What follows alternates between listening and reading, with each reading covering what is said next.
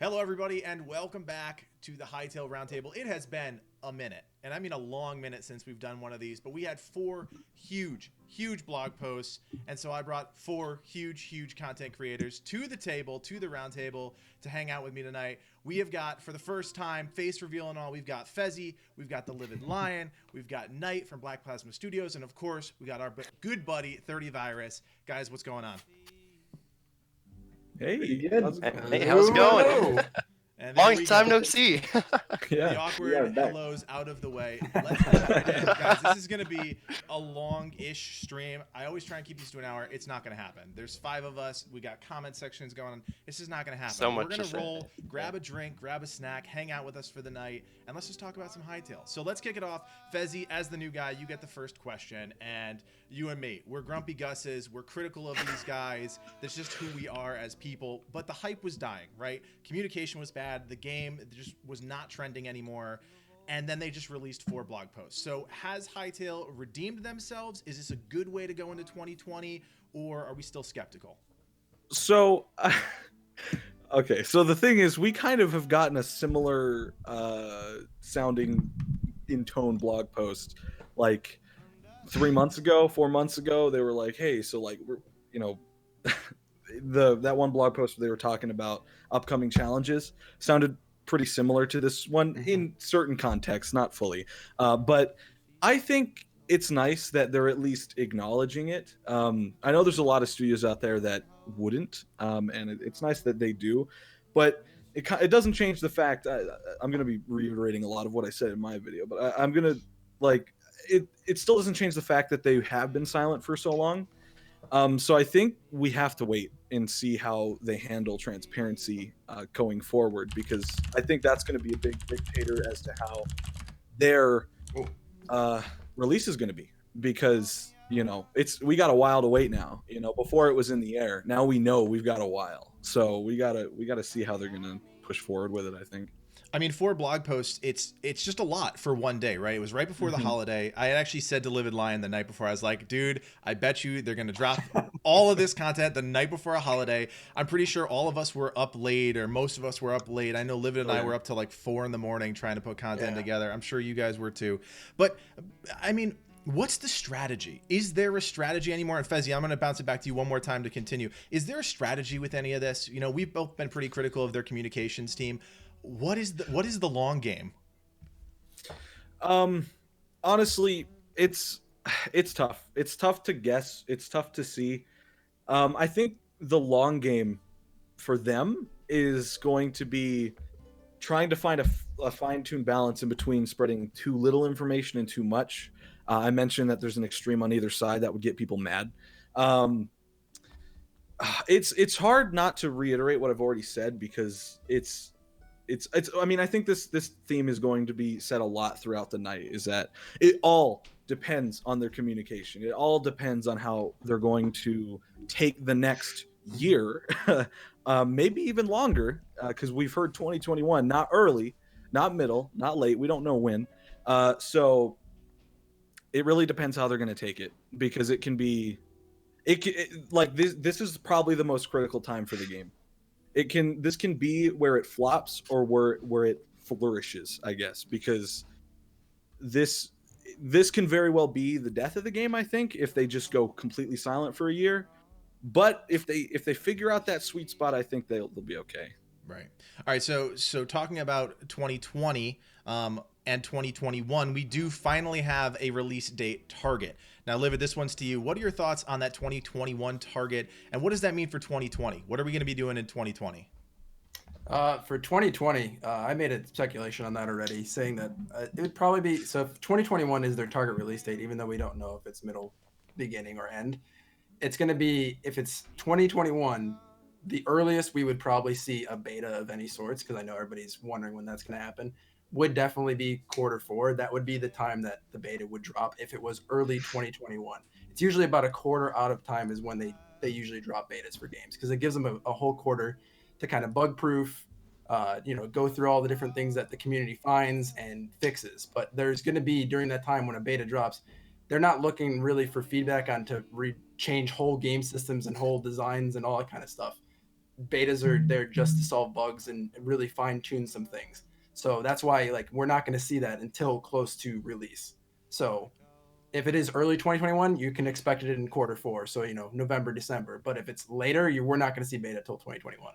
And That's my take on it. So. And one of the things that they talked about, you mentioned bugs, you mentioned feedback, things like that. One of the things they said in this set of blog posts was that they were going to actively be seeking out feedback from the community. Now, I sent a tweet out to Noxie. Yeah, Noxie didn't respond to me, but maybe one of you guys can jump in. What do you think that's going to be like? And feedback from the community, I think we've all seen in the comment sections of our videos and on Discord and on Reddit, there is a lot of good ideas. There's a lot of bad ideas too, but there are a lot of good ideas out there. How are they going to effectively roll out some sort of feedback campaign to get the rest of the community into the fold about, is this going in the right direction or is it not? I in the last video, I was like, it'd be a good idea if they made a whole blog about proposed changes that they went forward with. I don't know if that comment on their blog was in reference to us, but if so, then that's good on them, because in a way they already did implement feedback. But I think the best way to organize it probably would be, in terms of keeping the hype alive, would just be like, hey, these are the guys that had this idea, and we decided to go forward with it. And they would have like a whole bunch of things showing like the before and after, maybe some blogs. Also, I apologize for the audio quality. I'm at home with family. Of course, this happened the same night. Hey, day after Thanksgiving. I went on a train at 4 a.m. and I got 4 hours of sleep. But we're here now. That's terrible, but you're here, and I appreciate you being here. You're thank here. you. All right. Does anybody else? Yeah. I mean, I don't want to give up on 2020, 2021 quite yet. Anybody else want to chime in on the target release date? That's a big reveal, right? Telling a community, hey, this is it. Lion in the sand, as I said in my video. That's a big deal for all of us, players, creators, animators, YouTubers. It doesn't matter. That's a big deal. Anybody else have any thoughts on that one? Yeah. So when they first released the Hytale trailer, what I thought of it was, like they say and they stress again and again, they're really just like a group of modders that tried to make their own game, and they really didn't expect for the game to be as big and well received as it was. So then they had to like take a step back, and as modders and people who'd never experienced something like that before, like personally when working on a big animation project, I thought it'd take me like 2 or 3 months. Once I started getting into it and getting into the technicality, my first one ended up taking me 9 months, and that was way longer than I expected. And it's the same concept, though it's slightly different for them. But it's the same concept. They've never done this before. Things are going to take longer than expected, and we'll see that in other games too, like especially in alpha release. A good example would be Star Citizen. They're like, oh hey guys, we're gonna have all this content and we're gonna have all these really cool features, and we're gonna have like these salvaging and mining and like this update in 2018. We're sitting like late 2019, we haven't even gotten half that stuff yet, and that's because things take longer than they expect. So yeah, the earliest I would expect a open beta or even an alpha or something would be at the very earliest late 2020, but I really wouldn't expect anything till. That's a really good direct comparison though to Star Citizen between Hytale, because both of them are they're using custom engines, right? So they're building all their stuff from the ground up. So when it gets, I mentioned this as well, like when you get into developing a game, it's one thing to have like a system that's already well documented, tons of people use it. If things go wrong, you can push changes to that really quickly and solve for those problems. But when you're completely making an engine from scratch and you are literally pioneering in that direction yourself with no reference, it becomes one little hiccup in development can push things back months at a time. So it's understandable. It's understandable experience with that, yeah, it's understandable why things get delayed with that. So there is a huge risk with a game that has this much hype for a lot of different factors. And the one I want to focus in on is that either closed or open alpha, closed or open beta. We had when the Reddit was a lot more popular and trendy, people were talking about what's the right way to approach an alpha or beta. And again, the attention will come back. As soon as Hytale says, hey, we're going to start an alpha, we're going to start a beta. I mean, right, that was a big pitch of their initial launch, was their website saying, hey, click here to sign up for the beta. How are they going to avoid a pitfall of, if the game's not ready or not close to ready and they do some sort of open or closed alpha or beta, how are they going to avoid any sort of pitfall, right? Because if we all go into the alpha and no matter if all of us make videos saying the alpha's it's not a complete product, it's not all there yet, it's still got room to improve, people will judge and have that initial reaction off of that experience, right? So what is their right steps that they should take? You know, obviously there's a lot of development. They got to keep the communication going, but I'm looking more towards the end of 2020, long term out. How are they going to avoid pitfalls in an alpha and beta process, or what does a good alpha and beta look like? So I think for this, what they're saying more is that they're going to stress like, okay, but at first they weren't keen on showing us stuff that was still in development because they're like, oh, this isn't polished yet. This can't be released to people. And again, with the comparison to Star Citizen, they refuse to release anything that's unpolished or like not completely developed because they want a nice, clean game. But I think that the steps they could take now, and what I'm really glad, I'm sure we'll get to it later, they even knew it to be analyzed a lot too. They said so in their blog post, is that combat post that they did, about 36 seconds long, where they went through, they were killing stuff. I think that their opportunity now, they've used their second chance token, as I said, and they get 1 second chance with this. But if they can keep consistent with showing us, hey, here's like a proposed game feature, here's how, if they're very open with the community beforehand, before an alpha or a beta, and we're able to give feedback on, then I think there'd be a whole lot less risk and a lot more potential for a really big and successful like open beta once they get, as long as they're just continuing communication and being open with us and letting us really see what we're getting into instead of kind of keeping it a secret like they have. Right. I mean, we've seen on Reddits and Discords and whatnot of other games that have been very transparent. Livid, correct me if I'm wrong, Remnant was very open and honest about when we were playing their game. They were super communicative. They said, we know about these issues, we're fixing them, as opposed to the Cube World Crisis, where the game came out, it was a disaster, and he said nothing. I mean, again, it's a team of two, it's him and his wife, I get that. They said nothing. So it's as simple as communicating with your audience, saying this is what's going on, X, Y, and Z, or not, and then they are filling in the gaps, right? We spent a lot of time filling in the gaps, and a lot of people spent a lot of time filling in the gaps in a really bad way. And I've said this to them, they have a communications team, use it. Don't show us, you know, their polished stuff. Show us that half-baked stuff and say it's half-baked. We're all smart. We know it's half-baked. We can communicate that to our audiences and our friends. But anyways, all right, so let's talk about some of the stuff that was actually in that blog post. And 30, I'm going to bounce it to you first. Graphics. They are taking leaps and bounds. They are far and away taking risks when it comes to graphics. They're using that custom engine that Livid mentioned before. What was your initial reaction to some of those graphical reveals and the technology that's going to be powering the game? I love all of it. I think it looks really great. I mean, every screenshot looks like something that could be used as like a wallpaper, honestly. For sure. I do have a lot of criticisms of the team, but content and especially graphics is not one of them. Like, I don't know, man. Everything about this game looks insane. Now, it was just my gut reaction, and maybe I'm totally off base here, but after seeing all those graphical improvements, I actually thought the character models looked out of place. Like, I just thought they looked ridiculous next to all of this beautiful ambient occlusion and bloom and light shafts that they're showing up. And then you've got this, like, flat-faced character walking through a field. And I just, again, I'm not a techie guy. I don't know that's the inner workings of it. But do you think there's going to be more improvements that we don't know of yet? Do we think the graphics are going to keep going forward? And what would that look like, maybe? I think in terms of graphics, we're pretty close to where the game itself will be. I mean... Yeah. It looks fairly finished, but yeah, I do agree the characters do look a little out of place. But I mean, with that one screenshot with the dude holding the axe and he's got like the mustache, it looks, you know, it's not apparent to me that it's like completely out of place. Although it is, you know, the first thing you see when you look at a screenshot is immediately the dude's face. Right. I don't know. Maybe I don't know if the lighting effects are bouncing off of the character. That might be why it looks a little out of place. But like if a shadow goes over half a character's face or something, maybe that. Yeah, considering from a programming perspective, having a shadow on an entity that's moving is not easy. Yeah, I think. But then again, the underwater screenshot does have those light rays interacting with. Oh. Sorry. Just knocking shit off my desk. You're good there. I'm good. Keep talking. Sorry, didn't mean to interrupt. But I think there is some... Sorry. Told you it was going to be a long night. Ooh, okay, we're good. It's just round.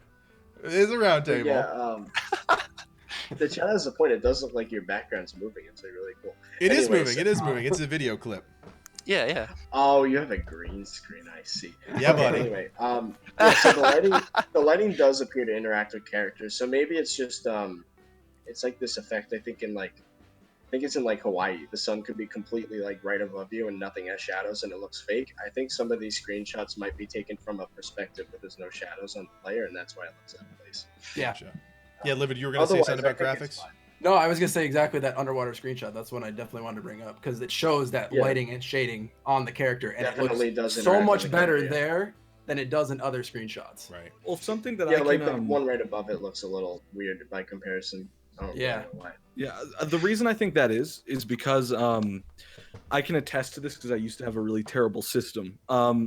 Dynamic lighting on players, specifically shadows, are tough on performance, and I know Hytale kind of touts this, more even optimized than Minecraft. Like it can run on a machine that isn't very powerful, and dynamic lighting is hard on systems that are low end, and shadows on a player moving, that's tough. So I think the reason that it's not very apparent is because they don't want to push it too far to the point where like an APU can't run it, or integrated graphics can't run it. So that's why I think it looks that way. I think if they push it any further, they're going to have like disclaimers saying like, if you are running lower end systems, you might not be able to run this, or something like that. I think the functionality is probably there. I think they're the public screenshots that everybody can expect to see for when they're playing the game. Yeah. I think these are the ones that they want to make sure it's clear. Like this is all totally possible. And then there might be improvements. All right, taking a small pivot to Night really quick. As an animator, as somebody that's already working on some Hytale content, what have you seen in the graphics side that has either inspired you, had you excited, got you concerned? Is there anything that's going to directly influence the way that you create content as an animator?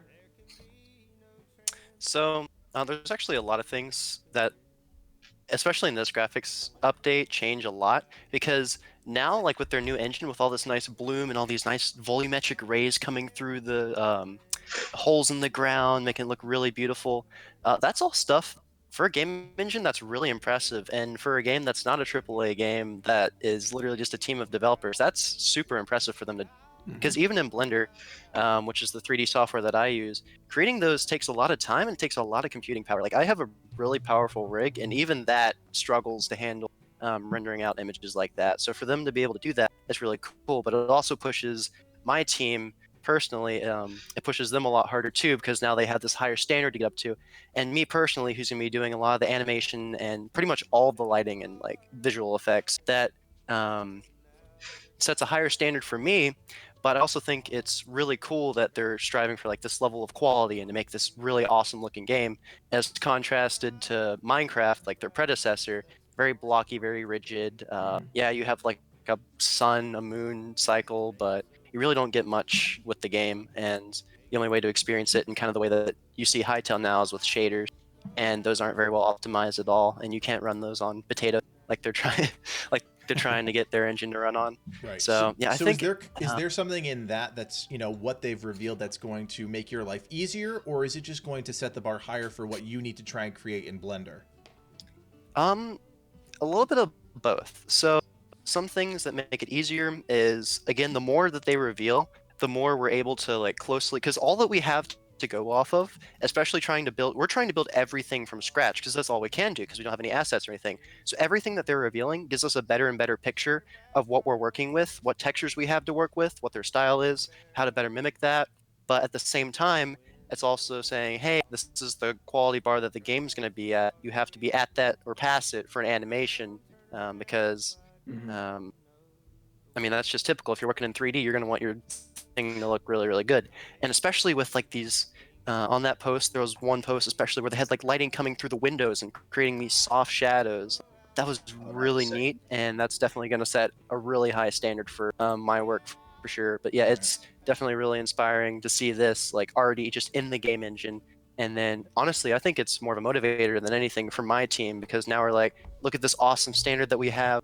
That's what we're working towards, maybe even past it a little bit. So I think it's more so a motivator than anything. Nice. All right, let's pivot over to one of the subsystems that we learned a little bit about in the blog post, which was farming. Fezzi, I'm going to bounce this over to you. I know you and 30 both are very familiar with the concept of farming, whether it be this type of farming or other types of farming. So what was your reaction to the system? Is it getting you excited for the subsystems? And what is something like farming going to need to do? What are the boxes it's going to need to check to be successful in kind of connecting other subsystems together? So farming in games, Skyblock has taught me that it becomes very important if you have a very reasonable payoff for doing it repeatedly. Like, okay, so to put in perspective, Minecraft, right? You farm a carrot, you get it, and you eat it. That's all it's worth. But like in Hypixel Skyblock, because this is like the most farming in Minecraft I've ever done. You can get those carrots, and they're not just used for eating or for maybe making a different food once. You can use them as other crafting recipes for other items that help you farm more. So you can kind of focus on a skill and make that like, so your playthroughs are different every time, and this kind of applies. This can apply to any system. Like, you can balance yourself to be more combat than farming, or more farming, and maybe the payoff for that is because you have so much more food. If there's a villager type system in the game, you can sell food for some kind of currency or something. It seems like it's all about payoff for farming in video games, because a lot of times I notice people, well, like in Minecraft, people make farms, like, the big automated farms, I think more so to say they made a cool automated farm than the actual usefulness that the farm gives you. Yeah, and I think I'm a redstone engineer. I think Hytale has an opportunity to make it so farming actually means something more than just like, I put a seed in the ground, I can eat what comes out of it. I don't know how they'd want to go that. Like I said, there's skill systems and stuff they could tamper with, but Right. I think if it adds some dynamics, so you can kind of play through different runs of the game differently. Right. And I mean, if If I had farming is, to- oh, sorry, go ahead, 30, go ahead. Yeah, if I could cut in with the a specific example I love from Skyblock, specifically pumpkin farming. Dude, I don't want to know about your pumpkins. I'm in like I think I'm in the top 200 on the network right now. Anyways, but what makes pumpkin farming in particular cool, and I think a concept that could translate to Hytale, is how there's so many uses, again, as you said, with crafting. So like when you get 4 stacks of enchanted pumpkins, which is 4 times 64 times 160 pumpkins, you can craft them into boots, which allow you to run fast, and that speed scales with your farming level. And the more farming you do, the faster you get. And the faster you get, the faster you can get farming levels. And also, outside of farming, you can use that speed to kill things really, really quickly. So, I don't know. Things like that, again, help with farming faster, but also can have a use outside of farming, is really cool. And I like that. I love that. It's one of my favorite items in the game, is the farmer's boots. And that's One of the things that's so interesting, you mentioned kind of, and I've only played Skybox for literally like an hour, and I was so confused, and I was just like, Same here. I literally just need like 30 or Fezzi to walk me through this shit, because I didn't get Right? it. And I'm such a rookie when it comes to all this stuff. But somebody mentioned Stardew Valley in the chat. I'm just going to throw out some ideas and concepts. So Stardew Valley and farming games in general is actually one of my favorite genres of video games. Harvest Moon when I was growing up, Stardew Valley in 2010s. The concept of farming, you mentioned payoffs. For Stardew Valley fans, like quote unquote end game Stardew Valley fans, the payoff is creating a farm that fits your mental image of that farm, right? You want to create this beautiful place. It's not about having the most money. It's not really about reaching some sort of end game experience. It's about, can I create the thing that I want to create and make it look a certain way or whatever? Kind of similar to Minecraft in that way. But where I start to, and there goes my face cam, but where I start to, that's what happens when you use a DSLR, just like on a 5-minute loop. It's so annoying. But where I start to change away from that is where they talk about their inspiration from World of Warcraft, where all of the systems have to be connected together, which is kind of what Fezzi and 30 were talking about. I don't want to just farm pumpkins to infinity and beyond for no reason. I also don't want pumpkins to equate to boots. That makes no effing sense, and anybody that thinks it does is an idiot. Okay? Well, I have a response for that. All right, hold on. Let me just finish my point. Crafting is a great way to get people to do faction rewards. It's a great way to interact with alchemy and other sub-professions, if you will. So one of those subsystems, in my opinion, farming, should somehow equate to something else, whether it be alchemy or probably not blacksmithing, or cooking. It should obviously connect to somewhere else. Because if it just ends, and it just ends by you doing farming 500 pumpkins and making some boots, That's fine. That's great, but it doesn't mean anything. You know what I mean? I get you. Nice socks. I grew them. Yeah. So- Yeah, I grew these socks. So I actually I have an idea for that, and I get that. It makes no sense. Skyblock doesn't make sense, but that feature can go deeper. So like I watched a video a long time ago about somebody talking about Minecraft farming and how they should implement things, and this would connect to other systems. So fighting obviously takes stamina. Now, in real life, you can get sick if you have low quality food. If the food isn't taken care of, if it isn't, if it rots, if you eat it rotten or whatever, then you won't have as much stamina. If you're sick, you can't fight, right? So the thing is, in Minecraft, the only thing they have even close to that is like you eat a raw chicken and get hungry. That's all that happens. But in Hytale, they could make it so you have to care about your farm, and that way, if like you said in Stardew Valley, the end game is to make this big farm to however you picture it should be, right? And with Hytale, you could have that similar kind of thing where you make a farm, but it's not just a giant farm you can make boots with. It's a farm that you can. It makes good quality food, which means that your stamina is higher or it lasts longer, so you can fight better, faster, longer, whatever. Food, farming is important in real life, and consumption leads to literally every other system, like fighting and jumping. If you make higher quality food, like example, someone mentioned in the chat that you can stick in Minecraft 300 pigs in one 2-block spot and just slash at them. You're breaking my immersion by doing that. You get no punishment for that. In real life, if they did that, first of all, they get arrested, and second, low quality. Lock them up. It would be low quality food because it'd be disgusting, and if you ate it, you would probably die. But in Minecraft, you can do that, and you're fine. So, like, if you keep animals too close to each other or something, maybe there's waste. I don't know. It makes the food quality less. And you get sick, and you can't fight as much. You can't swing as fast. I don't know. Let me just cut in for one quick second, Fezzi. What you're describing makes farming almost mandatory and pretty deep, which is something I think they're trying to avoid. So how would you make that system still relevant? But if somebody like 30 doesn't care about farming and doesn't want to farm, how would he, as the casual player, how would he get around that and still have it be a thing? Well, all you got to do is not break violation and keep your pigs more than one block apart. Damn it, 30! You and the pigs. Minecraft's farming in most situations is fine. Like if you have the crops aligned next to a lake or something and you grow them, that's fine, and that takes just as little effort as it does in Minecraft.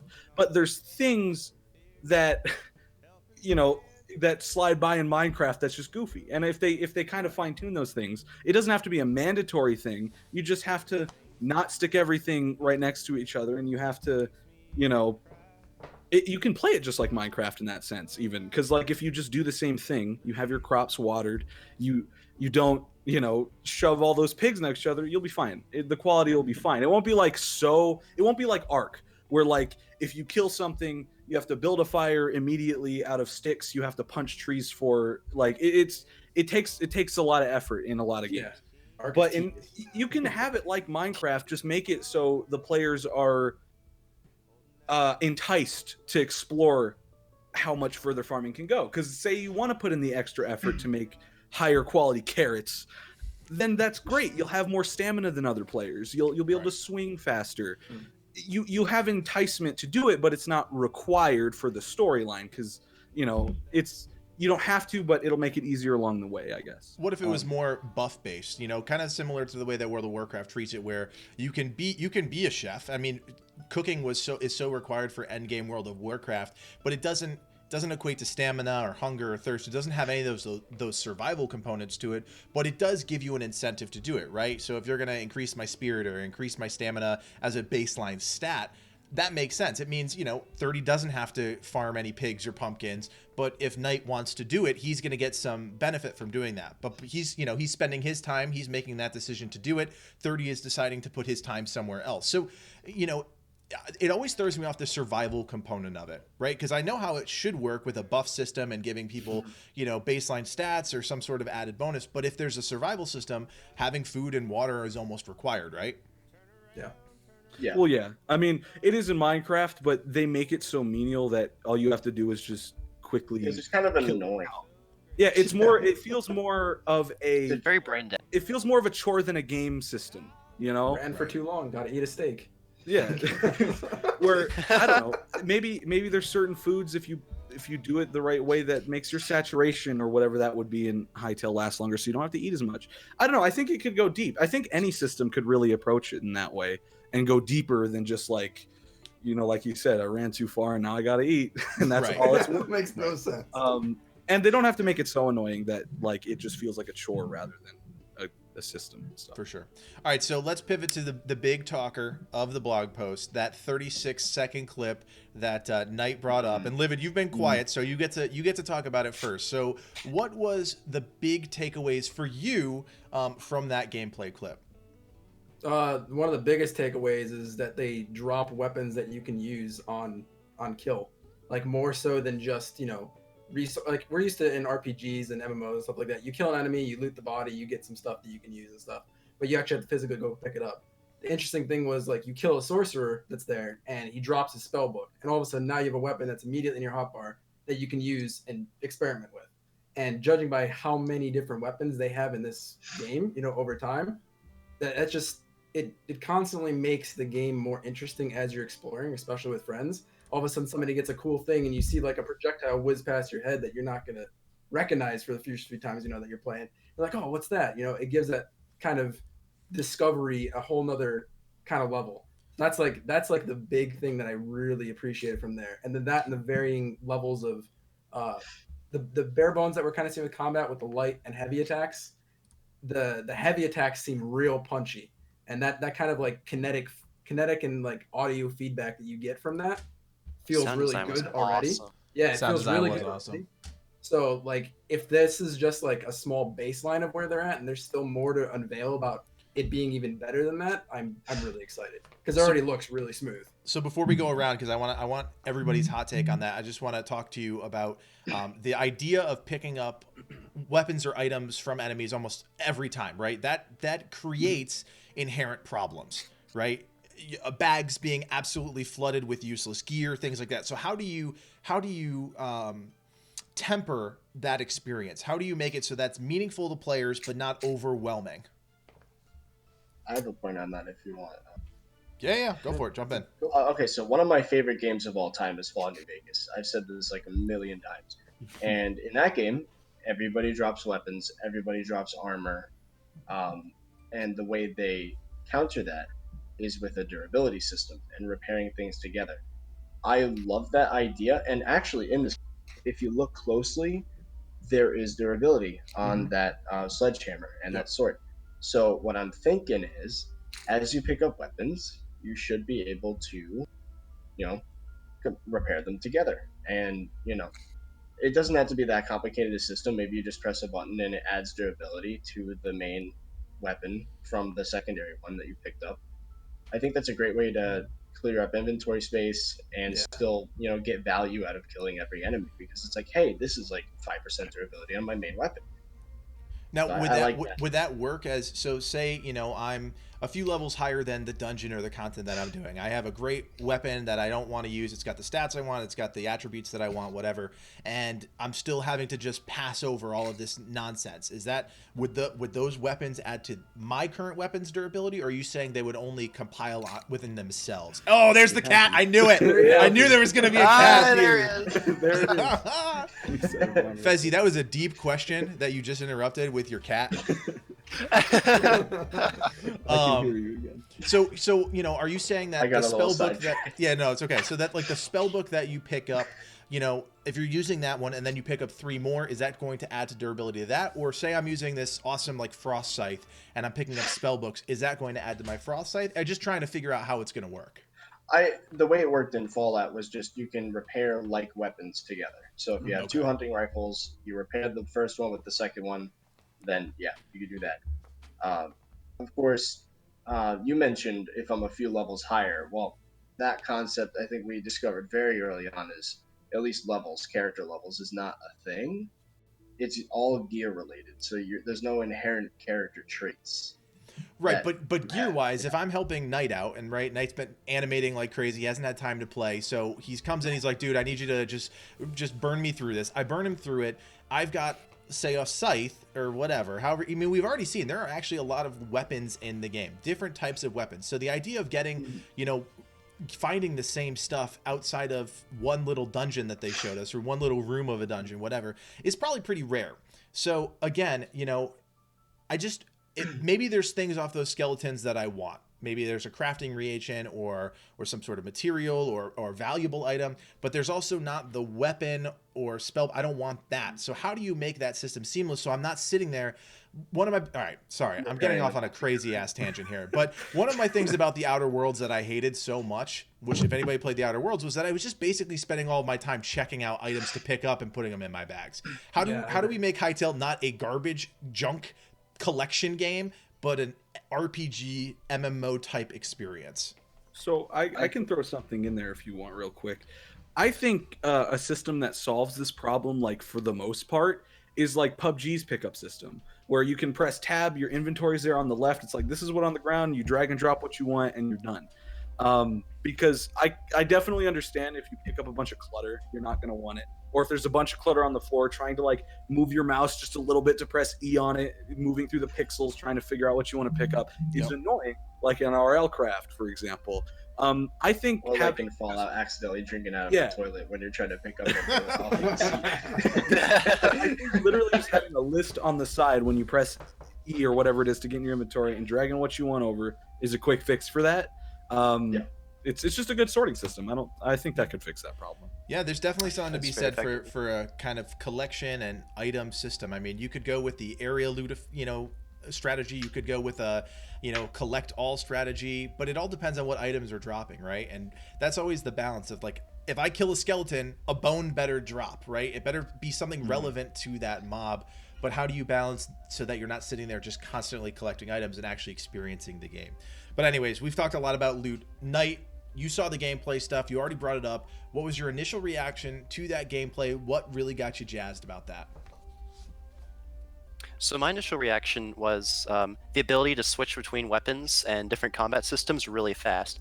Like we saw Ninja Charlie switch from his axe to sword and shield, and we saw whoever was in the first person switch from like a sword to a massive hammer to a spell book, all like really fast. So what they kind of reminded me of was actually Terraria's system, where your class kind of changes based on what weapon you used. And I think kind of like Fezzi was saying, where if you had this way that you could almost like toggle on an ability to either pick up everything or toggle it to where you get like a list of what you want in your inventory based on like what weapons you want, that'd be really effective. And like you were saying, if someone were falling behind, another person was like a little ahead, and they wanted to like help, having that ability to collect items at higher levels of different classes and be able to use them really fast would also help catch friends up. So say I want to play like a melee class, but you're playing like a magic class. And this is how MMOs work as well. And Final Fantasy, which is the one I play, second biggest in the world, they do it is they have it to where you switch your weapon, you switch your class, but you can also collect weapons and craft weapons for other classes. So you had like the team aspect. So even though you may not specialize in one thing, you can also help out your friend.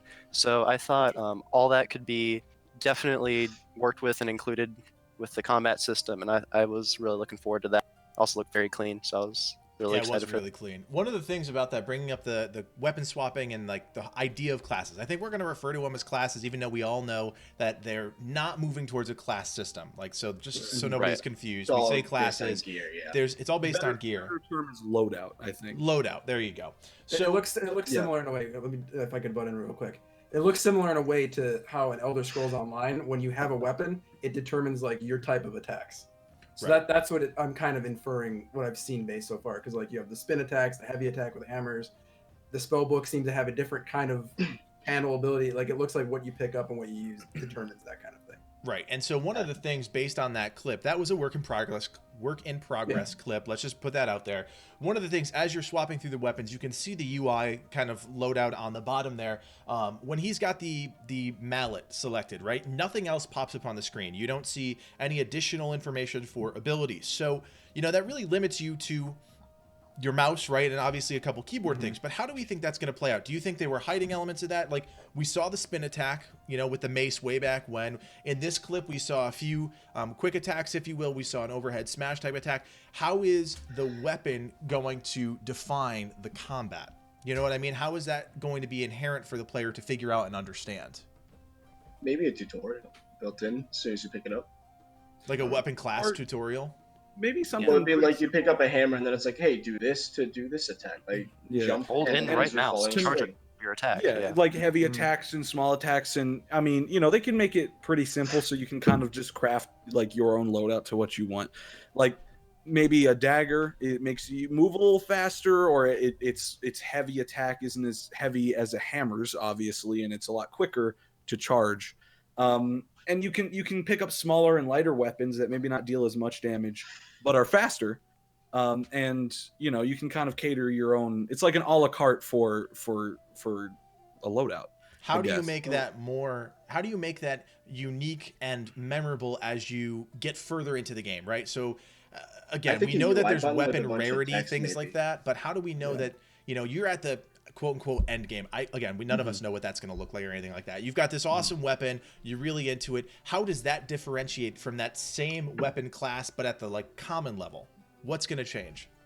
Maybe you have incentive to kind of combine different different combinations, do different things, like different weapons that you have on you can do different things with each other.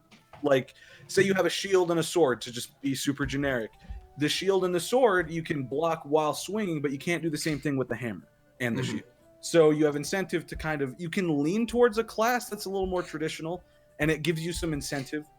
And that way, by the end game, you look like you've been through a lot. You have kind of a perfect balance of whatever you want to lean towards. Or you can have it where each level, each weapon has almost not like an actual skill tree, but their own tree of upgrading. And that way you can cater it to whatever you want, no matter if it's totally different than what you would expect it to be or not.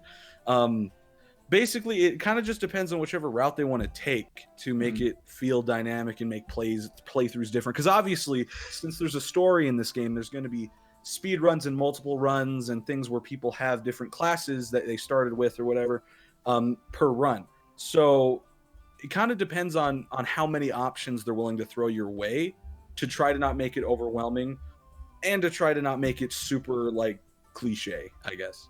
Right, and building off of what Fezzi was saying, I think a good direction for the end game would be to have. Sorry if I'm cutting any of y'all off. No, you're good. But a good direction for the end game would be to have a wide option for different moves and abilities you can use. And I noticed that in a lot of very successful MMOs and other big games where you're able to kind of gear your class, job, loadout, however you'd like. If you want to be a more support tailored person or more healing Taylor or a tank. So I think that having maybe even different weapons incorporated in that, and being able to play your play style and having a wide variety of different actions you can take with that play style would be a good direction for the end game. 30, were you going to jump in before? Sorry. Yeah, okay. So this is I'm going back about 5 minutes here. So remember what we were talking about with inventory clutter? I had a brainwave as we were talking about it. The reason why in a game like Fallout it doesn't matter that everybody drops a weapon is because it's a list-based inventory. You can have 8 hunting rifles or 8 10mm pistols, and they're all just there and in this list, and they combine. So let's say you have 5 of them if they're all the same. So I was thinking in a slot-based inventory like in Hytale, what if when you pick up 10 broadswords that it would show a stack of 10 broadswords, and then when you hover over it, it would show each one how much durability it has in a little list thing, right? And then you could repair them together and they would compact it to one space. That's not bad. I mean, I kind of like that because one, it saves bag space, but it still gives you the information that you need. A bag system isn't realistic no matter what, right? Who's going to put all this stuff in a backpack? I got 10 hunting rifles in my backpack. It's not a realistic system. So when you break it all down, it has to just be good for the player, right? Or at least what the developers want based on the other systems. That's actually a really cool idea. I quite like that, to be honest with you.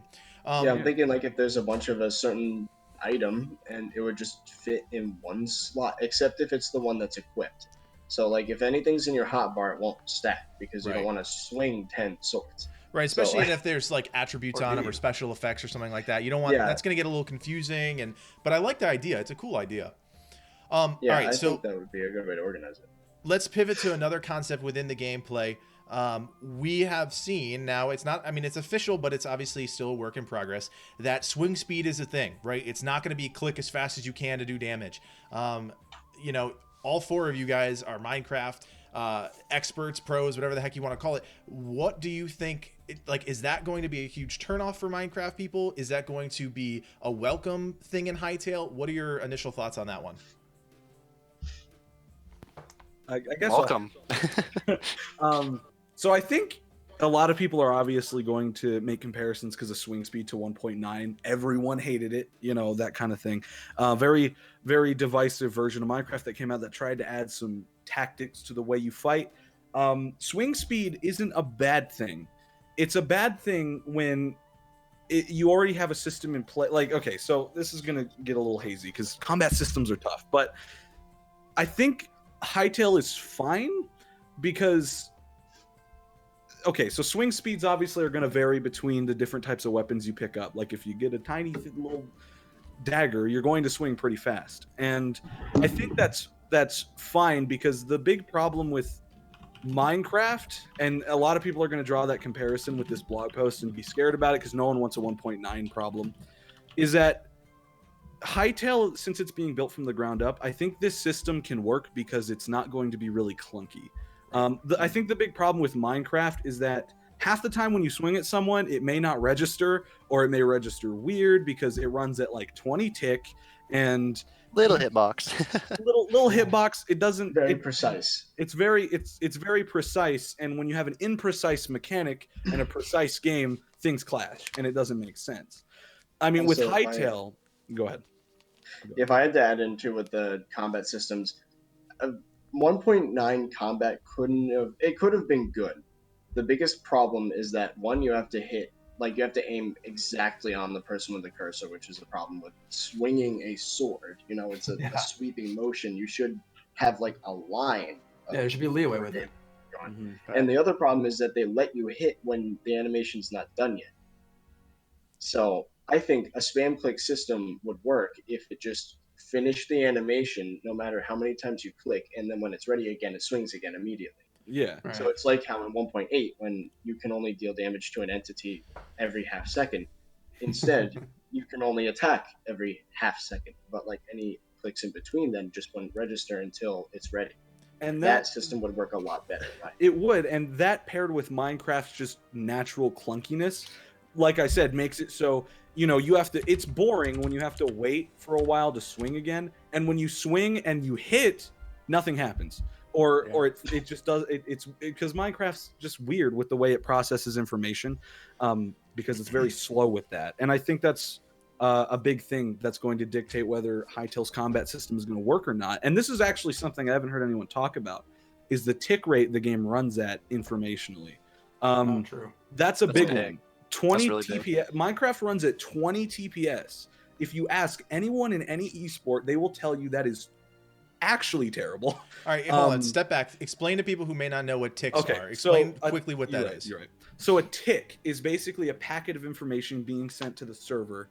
Like it's the communication It's between how your often. client and the server. How often? It's usually in hertz because, you know, frequency. So Times per second is the unit. 20 TPS means 20 packs per second sent from the server or from the client to the server. You know, it's communication. And Minecraft's is really slow because it wasn't designed to be a PvP game. It was designed to be, you know, I farm and I hit a zombie. Mhm. And because of that, this was actually a really big problem when Black Ops 4 came out. It was running at 20 TPS, the same speed Minecraft runs at. Everyone hated the game because nothing was registering correctly. Big deal with Minecraft and the PvP community because a lot of people complain about knockback being weird or hits being off. Hits won't register if there's not enough information that the server's reading. And if that's higher in Hytale, things are going to feel much cleaner, even if the combat system makes you wait, because things will register when they're supposed to. I know this is a little bit of a tangent, but it's really important for a combat system. So I think that's going to fix a lot of problems because I'm sure Hytale's it's more modern, obviously, than Minecraft, so it's probably going to come with a higher tick rate, which I think will fix a lot of the problems. Combat was also combat, from that one clip was also very satisfying. I think there is a visceral reaction to combat that we know when we get good combat. I don't think anybody would say ever that Minecraft combat was good. It's workable. You can do it, but it's very not stiff. It's stiff. It's not satisfying. I mean, if we think about the games, I know Livid and I are both playing Star Wars Fallen Order. It's satisfying combat for a number of reasons, and that's what I get when I look at this. The Hytale combat that they just showcased it looks satisfying. I mean, you knock a skeleton, it impacts another skeleton. There's sound effects that reinforce the behavior of the weapon. The animations are fluid. There's weight to all of it. But that's what has been missing, and that's why I think that 1.9 problem, or whatever it is, 1.19, I don't even know. It's not really relevant. It doesn't parallel well to what we just saw in Hytale because there's so much more. There's so much more depth already to this Hytale combat. But I do want to continue in talking about your reactions to this gameplay clip. 30, you are up. What was your reaction to seeing this 30-second gameplay clip? What were the big takeaways? I mean, it looked very smooth. Everything looked very satisfying, and I mean, it almost looked like I think the way everything reacts to getting hit is very satisfying. One thing I wanted to add from the chat as well is that people want the ability to dodge. You know how like in Minecraft you click, the damage happens, it's an instant. But it'd be kind of neat if in the game when you go to the animation starts, you see the person swinging their sword, you could like dodge almost maybe. If you're and adding on to that, at the very end of that clip, we saw Ninja Charlie did something where he like blocked with his sword. I thought it was at the very, very tail end, but it looked like he was doing some sort of blocking action. So that it does look like they're going to have something like that involved. I don't mean to interrupt, but someone's confused in the chat because Minecraft doesn't make sense. So someone mentioned that when they change the tick rate in Minecraft, wheat grows fast. There's two different tick rates in Minecraft. One is a world tick rate and one is a server. The one we're talking about, the server, the world tick rate is how fast the time moves. Just want to clear that up. Sorry. Yeah, there's three of them. There's random tick speed with props and stuff like that, and then there's the speed in which time changes, and then there's how often the server and client exchange information, which cannot be changed. That one is 20. Without mods, it's 20. But, sorry for derailing your conversation. Someone was confused. But anyway, I missed it. I'm sure it was a great answer, though. In terms of that clip, it does look like there's, like with the animation, it does have like a starting point, but the actual damage happens like somewhere in between the beginning and the end of the animation, which I think is a good sign because in competitive, that means that you have the ability to block because you can see them like pulling back their sword and that'd be kind of neat. Yeah, it's when the frame makes contact, it's right when it should be. It's less obvious with the dagger, but you can definitely see it with the hammer that you can the animation's half done before you even see the hit particle thing. Yeah. Right. Oh yeah, someone also pointed out collateral damage is a thing. Someone hit a skeleton into another skeleton and it did damage. Yeah. Which is really Beautiful. Cool. I just want to point that out. That is really cool. That might have been a visual thing. I think maybe both skeletons were within the range of the swinging hammer. But considering this wouldn't be the first time, there might be some Hytale people watching this. If you want my opinion, I think ragdolling enemies into other enemies would be not only hilarious, but really that would be awesome, yeah. Yeah. Like if a body fell on something and then that took damage, that would be really funny. It definitely was from collateral damage. It wasn't from a hit, as I'm looking at it. Yeah, it was a little you can see the skeleton. Yeah, it's a little further back. One. It definitely is him flying. You can see it bounce into it, and the other skeleton jolts. It's real. That's a great attention to detail, by the way. If there is a Hytale, if that is what happened, then that is really good. So what things? That's really cool. Physics engine.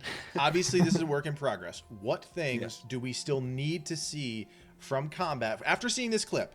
Like, try and be critical. I know we all want to be like, oh, this is great, it's combat, yay, we're so excited. But take a step back. What are the things that we still need to see from the combat perspective that would really take us over the line and be like, this is good combat, right? Stamina. Definitely stamina. Yeah, I see a health bar there. I want to see some faster paced gameplay. This is I know he's wielding a heavy weapon. But big I think it'd thing be kind of neat to have a for faster. that they need to clarify is if the PvP is going to work, or sorry, combat is going to work different between players and mobs, because it works different in Minecraft. Oh, true. And they haven't clarified that if this combat looks like this on mobs or different on players. This is cat number 2, by the way. Hey, cat number Hey. 2. Listen, don't yeet it over your shoulder. We know how that goes on stream. It's not good. I'm setting do him that. down, I'm setting Just him don't do down that. carefully. I'm not doing that. All right. He goes off camera, but I'm setting him down carefully. He has to go over this cord, so it's a little cumbersome. But like I said, in Minecraft, for example, combat reach is also different between single player and multiplayer. So they need to tell us if there's a difference, because if there's not, then maybe people will complain if it's a little too slow. But if there's a difference, they should probably just mention that. I don't know. Right. And I mean, Yeah, 2020 is going to be a lot of clarification for PvP, right? We have not seen. We all know Hypixel is a big PvP. They've got a lot of stake in the PvP world, but they have talked virtually nothing. They've said virtually nothing about PvP. 2020, I think, is going to be a very clarifying year, obviously, for the rest of the systems. But PvP, they need to start defining and talking to us about and how those systems are going to change based on, you know, player versus environment content or player versus player content. That's going to be a big sticking point for a lot of players, I think. Yeah, I think also one of the big things that we also still haven't seen that they definitely need to reveal is like in-depth detail on the magic combat. Because like if you look at the bars that they have above like the health area, which first of all, there's a big thing about the health that I have a problem with. It's regenning even during combat, which I have a little bit of an issue with combat wise, especially if that leads into There probably like, should be a PvP. little bit of a delay. Well, Like, there's yeah, a delay, but I- there should I be a don't good like- amount of delay. See, I don't that like might health be a regen at difference all, between personally. single player and multiplayer, though. Yeah, We don't know. 'cause I don't like health. Yeah, we don't regen. know a lot of stuff. Yeah. Yeah. I think But, once they get that more developed, they'll like talk to us more in depth about it. Like, Yeah. hey, this is what we proposed, and again, that's comes with this is their last chance really to be more open with us. Which I'm hopeful. I'm really hopeful. I think that they will follow. Uh-oh. Well, Oh! I thought I lagged out. Rest I in was- peace, I like Ladoon. that too. oh no. All right. Well, we got this great thumbnail. Yeah, somebody cap that. Somebody put that as his profile pic. One detail I Yes. want to ask though, I don't know if we should wait for him to come back. We probably should wait for him. I'm not touching anything Anyway. on my end, so hopefully he comes back, because if I touch everything, I'm everything's just- going to get messed up. It's not going to be All pretty. right. Was there anything As- else? As a little side thing to keep us distracted, what are your thoughts on critical hits? I would Important? be okay with them. Yeah. Important, but has to be done right. Yes, the answer Should is it be yes. a percentage It has- chance, it has or to should be it be done- like? It has to be done in a special way. I actually think this is one of the highlights of Minecraft PvP. I think the crits in 1.8 are pretty good. Like you have to jump, you have to get some, you kind of, I mean, there's no momentum really in Minecraft, but you have to feel like you're getting momentum to actually hit a crit. I think that would be great. That it would almost be kind of like a button combo thing where Oh, no. Oh, Oh, no. All right, everything hold got on. mixed up. All right, hold on. You know what? Guys, here's what we're going to do. I'm still in the middle, so it's good. We're going to take a 5-minute break. Put your questions. It's 10 o'clock now. We're going to keep the stream going. Put your questions or comments or whatever in the chat. We're going to take a quick break, get all the technical stuff figured out. We're going to come back. We're going to talk about questions. We're going to take some user comments, things like that. So we'll be right back. You guys don't, in the stream, the dudes I'm talking to, don't go anywhere. Gotcha. yes.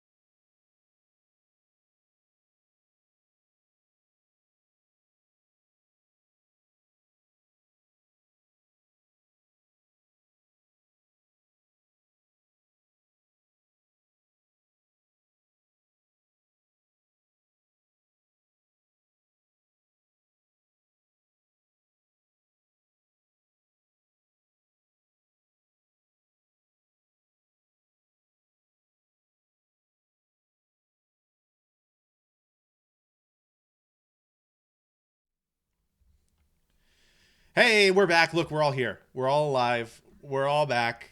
Night of Doom is back. All right, so thank you guys for putting some questions in the chat. I appreciate that. And there goes my camera. Classic. We're going to start. I mean, it's just classic. It's just a classic move right there. We're going to start with a question from Freddy XL. Freddy XL. There we go.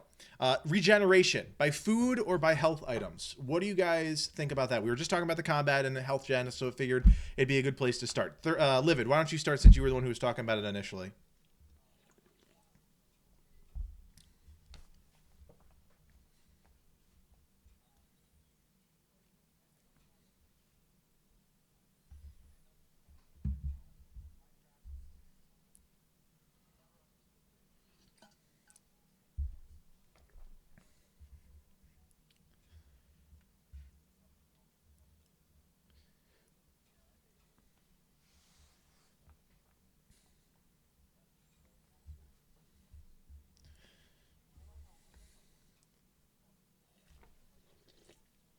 I agree with that statement.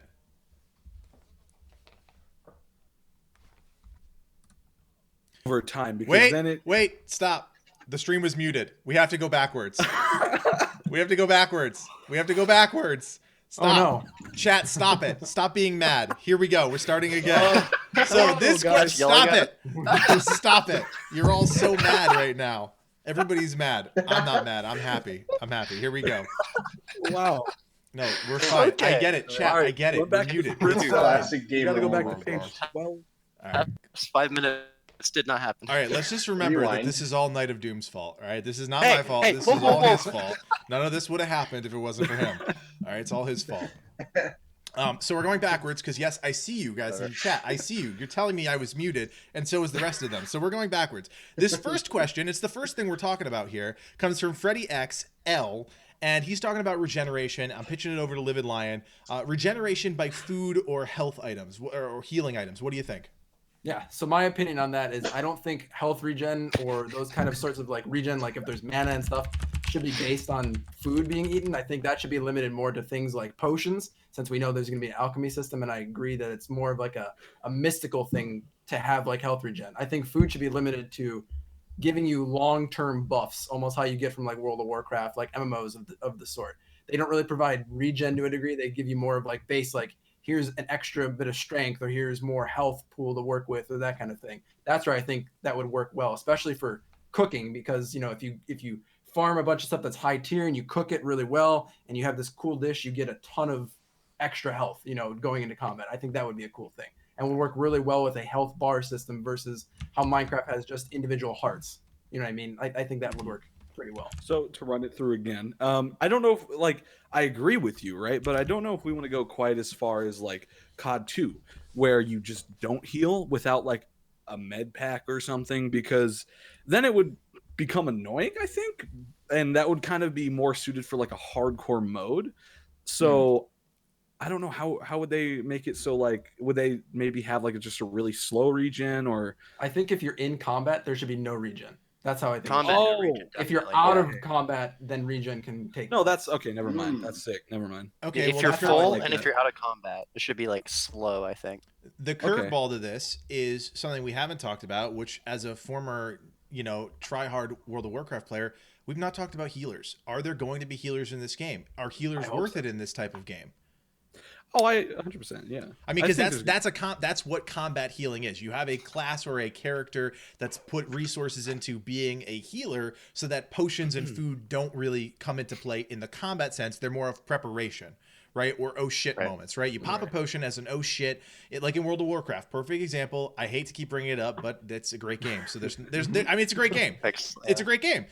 You get it once in combat, right? You get it one time. It's your oh shit button, and then after that, you have to worry about your healer. MP5 and HP5 really aren't a thing. They were at some points in World of Warcraft, but if you're in combat, your healer is designated to keep you alive. You should never be able to pop food, like sit down, grab a plate, and eat some pumpkins in the middle of combat. Hold on, it doesn't guys, make any we're fighting the sense. spot. Yeah, let me just pause combat for a second. Eat some pumpkins. Yeah, I think there will be it's healers annoying. purely because While you're at it, wear a machine. Yeah. Yeah, I think that would be great. I think it would also people encourage gapping people sense. to play with more people for Definitely. like the story, you know, because that way you could like say there's this boss and it's tough to do solo. You're like, hey, I need a healer. You want to like hop in real quick, and then they just there you are. Because that'd be great. you know this game's going to have NAT punch through or UPnP, so people are just going to be able to hop into your game. So I think that'd be sick. But how do you do that and still, how do you have an effective healing system, but also have all of this content be soloable? That's the thing. And it goes all the way back to the interview that we did with Noxie. Like, all of this content is soloable. So how do healers fit into a soloable content picture? Well, healers, if you want to make it soloable, can have like a buff, like a passive, where they regen faster, or you can maybe take the healer, like say they have a book or something. Say it's a shaman and they're more magical. That book that we saw in the combat might have a spell in there where you heal, but that sacrifices a time you can take to deal damage. Yep. So That's what it could work like that. I think that could make sense. That way you can make it solo, and that book would have more than one use. I'd have those things tied to, like I said, like everything's tied to weapons. Like what you have determines your skills that you can use. So if you keep like a healing staff in your bar or a healing book or something that you find, like it's an even more incentivized loot option to find things like that. So it gives you more things to chase for, and it also gives you an ability to solo content by just swapping through things on your bar. You'd be okay with a system where you could just quick swap to a healing item and be a healer? You'd be okay with that? Yep. Yeah, because that takes away from the time you can punch, you know? So that's true. That's true. Yeah. And who's that kid in the chat? He's like, a healer shouldn't be an I win button. And definitely, like, what typically goes along with healers is less damage output, a lot more vulnerability in exchange for those healing abilities. Right. So yes, you're going to still be able to do stuff, but it's not going to be as overpowered. You're not going to be able to have the same output as other classes per se, but you're more of like a support role, and you could still do stuff soloable. It would just take longer as a healer, and I think healer would be better in like a team dynamic versus like a solo class. And I think that things being soloable also kind of depends somewhat on how they're going to approach combat. If there's going to be like telegraphed attacks that you can dodge as a solo player, or if it's going to be more up in your face kind of hack and slash block, and then how you're going to do healing and recovery through that. So a lot of unknowns, but there's a lot of directions they could take with that. Right. And if you really want to drive it home, so it's healing like is not an I win button. When you're healing, every hit that's hit on you is critical. Yeah. Or something like that. Something like that, yeah. Yep. Vulnerability. I mean, that's kind of the definition of a critical hit is because you're vulnerable. So any hits that happen are critical. Right. Yeah. So it would make sense. And just so everybody, I saw a couple of things in the chat, so I just want to make sure we all know that there's no classes. We keep saying classes because one, they haven't said because they haven't told us what exactly it is. It's a loadout. It's going to take us a long time to mentally. We're all not that smart. It's going to take us a long time mentally to get to a point where we stop saying classes, because we all come from. There goes my camera again. Every time I'm freaking talking, there goes my camera. We've just been so conditioned as players in MMOs and RPGs that classes is a thing. So when we say classes, we mean loadouts. We're talking about a gear-based system. Just so there is no confusion, we are very well aware that a class system is most likely, if not guaranteed, not to happen. Correct. So let's quickly talk about bosses. We didn't see any bosses. We didn't see any like end game high tier content in that regards. We saw, two guys going after some skeletons. How are they going to make what we've seen in combat effective in a boss fight? First thing, 30's deaf right now, so he we won't lost be able to respond. 30. He's out. So wait, are you saying like how to make it more like variety? So say they walked into the next room and there is a boss there. Is everything that we saw in the combat system going to translate into a boss fight? Well, I think so. You think so? I mean, we've seen some, yeah, a little bit depends more on the structure of the boss. Yeah, right. Yeah.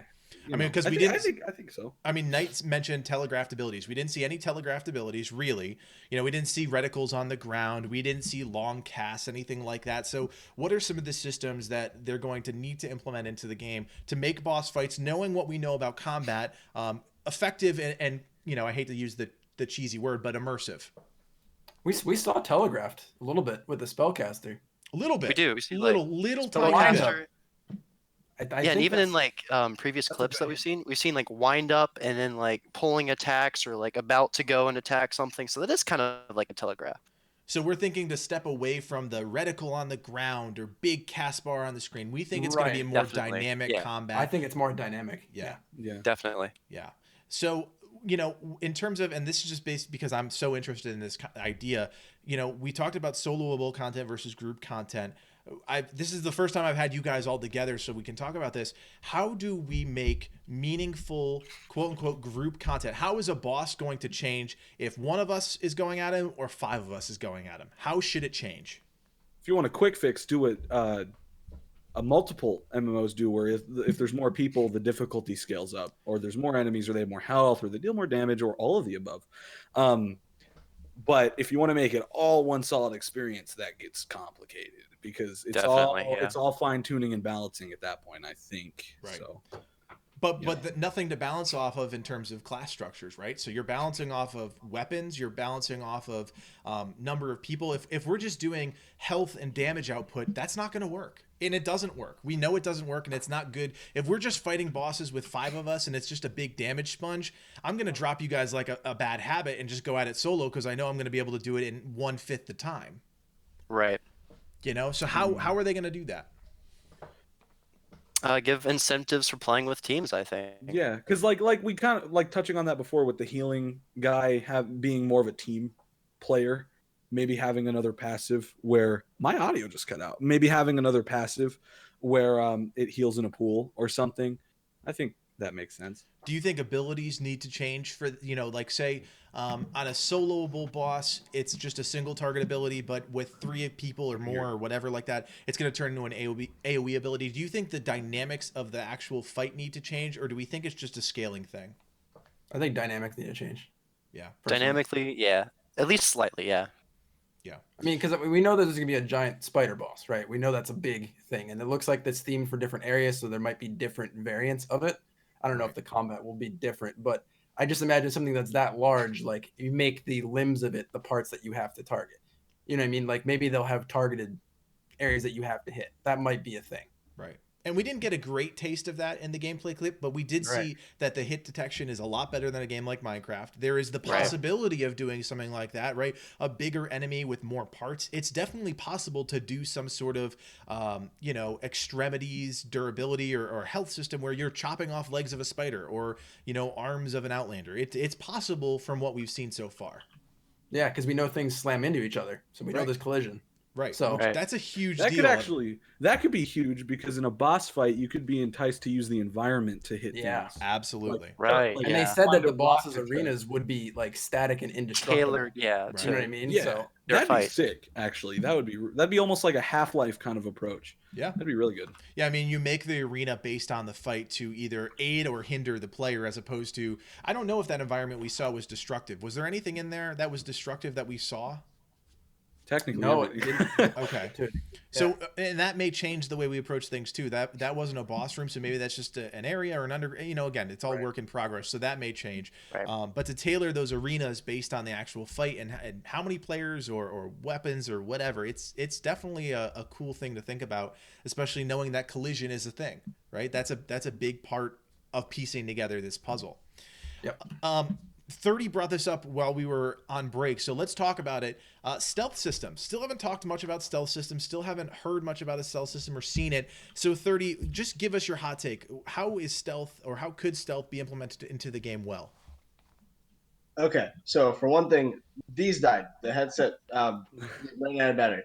So I've been on push to talk. I don't know if you guys, when you speak, if the speakers like reverbs. No, you're good. You sound good. That's fine. Okay. I mean, you sound like shit, but that's a whole nother reason. I mean, okay. So I'm thinking it would be really neat if there was a stealth system in this game. I think there was a clip earlier where it showed zombies getting kind of startled, and you saw like the special animation. Same with the Trork, I think, with the food. So there definitely is some form of attention, but I think to compound that there would be a crit system if you get a sneak attack. I think that'd be really neat. It would promote being sneaky. And I don't know. That was something I brought up during the break, and I think it'd be kind of neat.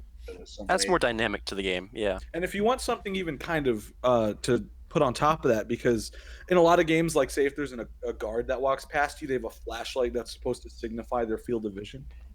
Maybe there's a perk or something. This way, there's more team players and stuff.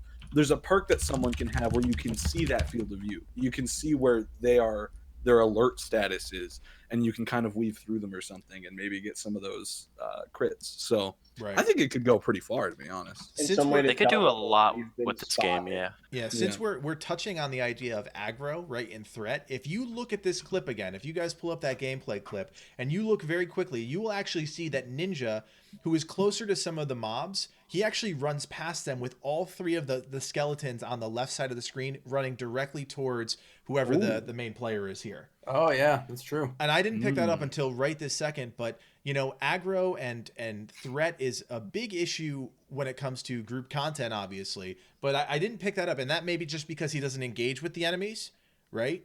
So the enemies immediately engage with him because he's the one that attacked first. But that's an interesting point.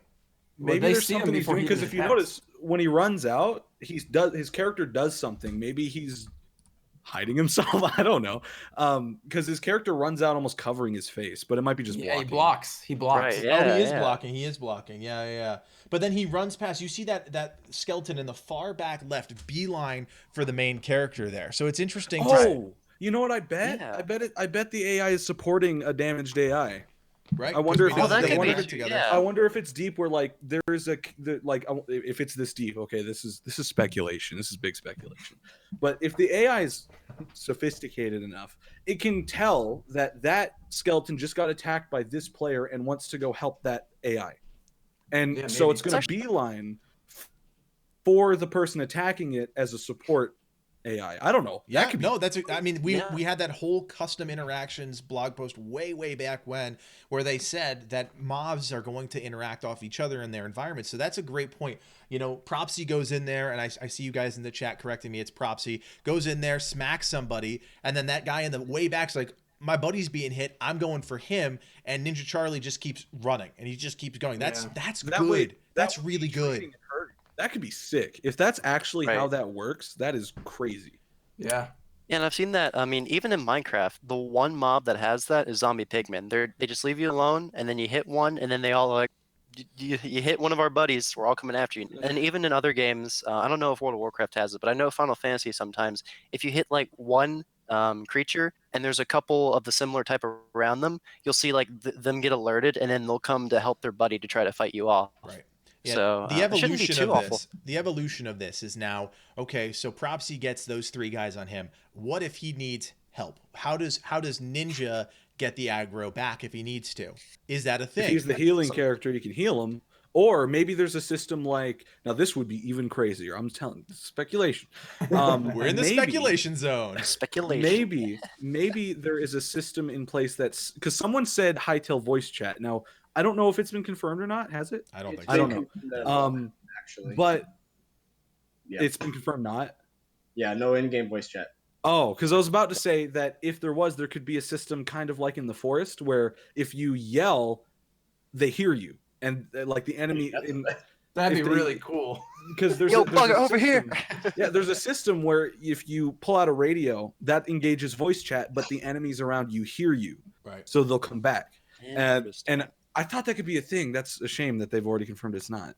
That could be cool. Someone mod it, please. That is, I mean, in all of the systems that matter, I would say that's probably a little bit further down. While that is really cool, that's like, I think down here for them. And I know they've addressed, I think 30's tweeted them about some things that were like extra systems that would be really cool, but they're like, I think we got to focus on the core stuff first, and then maybe get to some of these secondary or even third systems that could really add depth to the game, like proximity aggro, voice chat adding to proximity aggro, something like that. It could be a mod, right? All these things could be modded, I think. I don't know. I'm not a modder. I don't know shit about mods, but It could be something as simple as like a stun or a provoke move, even like some sort of ability to just kind of be like, there's one, it's just called flash, where you just like flash, send out like this light, and then all these mobs come like target you off of everyone else that we have in fantasy. And they've said several times like they're MMO players or big game fans, so I'm thinking they are going to take a lot of inspiration off of that. So a lot of what we're speculating about, we can expect to see at least some of that get incorporated into the All right, let's pivot to another chat question here. This is from David the Great. David the Great. He says, "How do you think the alt versus will be like?" And I assume he just means like, what do you think the implementation of the alt versus will be? At this point, we have not seen anything outside of Orbis for the most part, and I don't think. My quick hot take on it is I don't think we will for quite some time. But does anybody have any hot takes on the alt versus? Portals. I think it's going to be no sick. space travel, It's gonna unfortunately. be awesome. Future Okay. updates. Definitely. All right, I let think me they'll let me play get. off the dungeons This a is lot. what happens when I just open the floodgates. Let me give you a more pointed question. Will alt versus be part of the hot take? It's not obviously confirmed. Livid, let's start with you. Do we think that alt versus will be part of the vanilla gameplay at launch? And if so, what will they look like? I think maybe one, maybe two will be part of the initial launch. Okay. I think they would reserve some other things for like future content pushes because they said that their plan for this game is a 5 to 10 year plan Right. for the game. So and that means more content, more things to explore. And if they're already saying like, hey, Orbis is this many zones, right? And they haven't even shown us all the zones yet. Right. If this is this many zones, they're gonna want other places to push more content. And I think alt versus is the perfect place to do that. Right, and we know that these designers and concept artists, they plan long term. So Yeah. while they revealed that image to us, that could be their 15-year plan, right? Right. Yep. So, Fezzi, hot take on alt versus. So I think it depends. Actually, I think if they're well, it depends. It depends on a lot of things. If we're talking beta or final product, because final product, if the alt verses take a part in the story, they're gonna all be there. But if it's beta, they might take a Subnautica approach, where the story is gradually unveiled to you throughout updates, just like in Subnautica, which was actually pretty cool because the devs would sneak in something like a construction site where a monster was about to be dug up, and that's how it would technically be introduced to the world. And you wouldn't know that unless you played the game during its development. It depends on which route they take. I think it could be. I think it could be. Like I said, I think it depends. Either way, I think they can take creative routes to push them out, even if it's in development, and they have to push them out over time. All right, Knight, hot take on alt versus. I definitely don't think that. Well, they have. I think they had like 4 proposed ones. I definitely don't think that all of those will be out. Maybe one upon release. But yeah, like Fezzi was saying, they've proposed 6 zones for just Orbis, and they haven't even unveiled 2 of them to us. So I think that their goal should be a game out, a functioning game out, and to be able to build on that later. And like you were saying, 5 to 10 year plan. Alt versus definitely very good way to expand on stuff. Way to introduce continual, gradual in-game content to get to the next level, get to the next stage, the next big boss that you couldn't take on before, exploring new zones, discovering new things. But I don't think that that's a priority that they should have, considering they want to get this game out. There's a lot of people that want this game, and they already have a lot on their plate already, so that's not something they should focus on tackling all at once. Right. Yeah, that's the perfect stuff for extra content. There you go. 30. Just to get everybody in here. Hot take on alt versus. I think there'll probably be a little bit of implementation in the story itself, but I think it would be smart if they just kind of had, maybe it'd be neat if there was a story for all verse and they all maybe interconnected in some way, like a that'd be DLC cool. type thing. Perfect Like expansion. maybe like bits and pieces of lore could be like thrown in there, referencing other alt verses, other stories that take place in the other areas. Again, I keep going back to Fallout New Vegas, but if you go in the Old World Blues DLC, there's all sorts of stuff that happens that's referenced in like Dead Money or in the Heart. Like there's references between the different DLCs talking about this major overarching story that you kind of uncover. So maybe it would be cool if each altverse had a different story, but there were references, and you could almost tell what order events happened in if you're paying enough attention to what you're finding in these areas. Gotcha. Yeah, just to add my quick hot take here, and I've mentioned this in a couple videos, I think. All versus, I'm in the camp of, and there it goes every time, just like clockwork. Anytime I start talking, it's absolutely ridiculous. I am the worst host ever. All versus, I'm in the camp of, I don't think all versus will be a big part of launch. I think they got enough on their plate to deal with. I think the all versus is part of their 10 to 15 year plan. What I do think they could do, and you guys kind of all mentioned it in one way, shape, or form, is have instant content bring us to an alt verse, just to give us a taste. If they're about to reveal an entire Yeah. new zone or entire new world, they're going to bring us there before launch in a pre-launch event or pre-expansion event where we're going there just for a taste of it, just to get the player base that's there. Oh man, this is completely new zone. The color palette's different. The flora, the fauna, it's all different. It's more of a way to get players into new content or additional content. And I think we'll see a taste of that. I just don't think it will happen right at launch. So that's my quick hot take on that one. The community hype would be insane if they did it that way. Yeah. Oh, definitely. Is that? That should I think I'm definitely a little be confused encouraged. on the details. So like, the way that I'm picturing this is somewhat like a Fortnite thing, but not Fortnite because Fortnite bad. But like the way they implement content is genius. So let me explain. So like you said, they kind of tease it through an Ultraverse. The way that Fortnite does it is whenever a new update that's going to bring a lot of change comes by, players, this can be of course adjusted because Hytale's single player too, but players get forced into this weird like area where they all experience new content jumping into the map pre-patch, and they jump in for a game. And the way I think Hytale could do that is maybe even on a multiplayer scale where there is an Ultraverse that maybe is dedicated to prototype stuff, and when players go in there, I mean, of course it'd be single player, but you can. It'd be hard, but I think it could be cool. Like it'd be a way to tease new stuff, and you kind of experience it for a little while, and maybe it closes or something. Right. I don't know. I think they could approach it in a million different ways. I mean, if their team is big enough and the player base is big enough, can you imagine a game like Hytale saying, okay, everybody log in at 2 p.m. Eastern Standard Time. We got something to show you with obviously all the lore. I'm not just saying they're going to put out a tweet like, hey, everybody log in for X, Y, and Z. It leads up to something. And then boom, we all experience this rollout event live together. You know, I don't, you know, I think that would be incredible. You imagine how much stuff we'd have to talk about. Oh my gosh. Yeah. I couldn't put it in better words. That's exactly what Fortnite does. They give you a time and everyone tweets about it, logs on, streams that minute. And that would bring tons of hype. Call off work, get ready. Yeah, like that would bring tons of hype for it. I think that'd be so good. Listen, by the time Hytale comes out, we're each gonna have 1 million subscribers and followers. So we're gonna shape the Hytale community with of course all of our friends that are in the chat, Canadian Flash, Quebec Corner, Fire. We're all just gonna be the trendsetters. So they say show up at 2 p.m. We're gonna show up. We're gonna bring thousands of people with us. We're gonna spread the love around. Spread the love around, baby. All right, I love it. I love it. All right, let's talk about another thing. This is my question to you guys.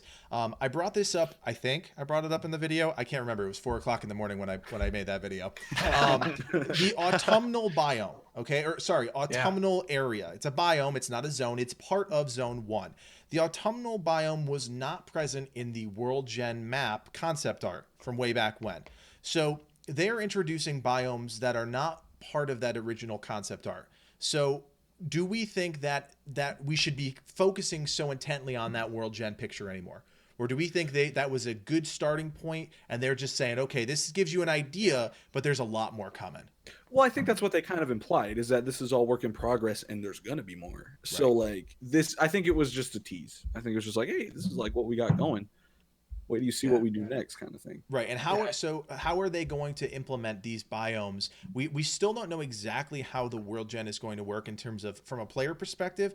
How do we think these biomes are going to, you know, are they going to be an area on a map that every player is going to be able to find the same way? Are they going to be randomly scattered, kind of like a Terraria thing? How is this going to work?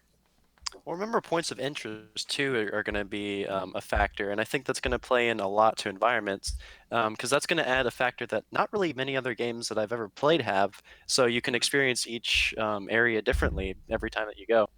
Right, and we know it's not concentric circles, right? So you're just going to be exploring the world. It's going to be infinite, and then all of a sudden you're going to be in an, autumnal biome. But how do those worlds? How does Zone 1? And we still don't have the answer to this. How does Zone 1 interact with Zone 2? You know, does it start to bleed into Zone 2? Is it a hard line that's like, okay, Zone 1, boom, Zone 2? These are still questions that we don't have a clear picture for.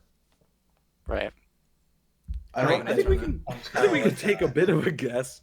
Like they said, they showed this off back when they were showing off like the RGB paint stuff. The textures can melt. Hey, cat number 3. Hey, cat number 3. Don't eat it. Me. Don't do it. But I think like they mentioned, it can bleed textures together. So I think it'll be kind of like walking into a snowy area like you do in real life sometimes, where like it's kind of frosty a little bit, like little patches here and there, and then you walk in and then it starts getting thicker, I guess, like more snow, more frost, whatever, if you want to put it that way. I think it'll be pretty smooth, like transitionally. Out of the two gradual. biomes that we saw, which one, and we'll go around quickly, which one did you guys like better? Did you like the Oasis or did you like the autumnal biome? 30, you start. I mean, I don't know. I like all of it, to be honest. I'm more of What a shill. I said before, I'm more of the mechanics. What? I said, what a shill. No, I'm more focused on the mechanics of the game. I think all of it looks pretty. But that's not really my focus, I guess. All right. Knight, how about you? I think both bring their own things into the All game. right, you know what? This is a terrible on the question. same page. This is a terrible question. This is all on me right now. That was a terrible question. I got an answer that. All right, Fezzi, go ahead. Save us. Autumn, for the simple reason that okay, so I'm kind of, did I just mute myself? No, you're good. You're good. No, You're good. So I'm kind of into the filmmaking scene a little bit, and Eh. yeah, people like when do people always take pictures of like trees and stuff? The golden hour, baby. The gold, the colors, the waterfalls, it's the sunsets, Autumn is going to be a very photocentric one. I think a lot of people are going to favorite it because of that. I know I'll be filming there for a lot of cinematic stuff. So I vote Autumn. Good. Livid, how about you? I would vote Oasis personally. Yeah, of course you would. You got to be different. Always got to be different. Conflict. Any particular reason why? I like it particularly because the perspective that you can get in this. So like, say you're going through a forest in the first zone, right? And you see the autumn kind of transition. It's kind of like a natural feeling transition, right? But when you're in zone 2 and you're so used to everything being very stark, arid, there's just nothing around, and you kind of crest a ridge and you see a lot of plant life, you see animals in the game that will gather at that area, as they said. I think that's going to be a more interesting experience. That's why I think I like how that one looks better. Right. Just it invokes more of like a sense of discovery than something like the autumn biome does. Right. And they did mention there is the harder to obtain resources in Oasis. Now they didn't really mention that, confirm or deny that for the autumnal biome. But it is interesting to think of an area like the Oasis being a resource, and there it goes again, every time, a resource rich environment, right? Going there, trying to seek out an oasis for those rare materials. Mm-hmm. So I enjoy that idea as well. All right. So another question from the stream, and we had no confirmations about this, but again, you guys are all together. Let's talk about it. How will Hytale combat cheating? Fezzi, as the guy who has not been on the stream, you clearly know a lot about technology and the way servers work and all that stuff. What is your hot take on I feel like how I'm they talking can... so much. No, please. I mean, you're the new guy on the stream. You have to talk the most. So the way that I see well, they've already kind of mentioned this. Hytale's going to be closed client side, which is already a step in the right direction, but so is Minecraft Bedrock, and guess who has cheaters? So I'm going to guess the way that they're going to approach it, and this is the best way, is legally. So Epic Games, I'm going to say Fortnite again, I'm sorry, but Epic Games actually can take people to court for cheating in their game, and they've threatened to do it before, and I think they even have before. If you cheat in our game, you're hurting our image, you're hurting our profits. That's how they kind of approach it, and I think their approach isn't going to be banning people. I think it's going to be saying, "Hey, you do this, it can be bad for you." Yeah, legal action. Yeah, like Hypixel kind of did it a little bit with Xturtle, and I think that's very much a good way to do it, because because a lot of people will buy alts, even because a lot of people mention that if it's paid for, it's going to fix it. No, it won't. Counter-Strike exists. That game used to cost money, and guess what? That game was terrible for cheating.